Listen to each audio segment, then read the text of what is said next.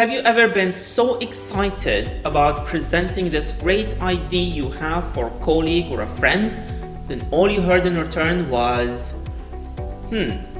interesting. And after that, there was nothing? That is not very uncommon. Most likely, this would be the last thing the world would hear about this amazing idea before it dissolves into the busyness of both working and personal lives. Unless formed, shaped, and colored, ideas by themselves are defenseless and mostly worthless. So how can an idea be more than just interesting?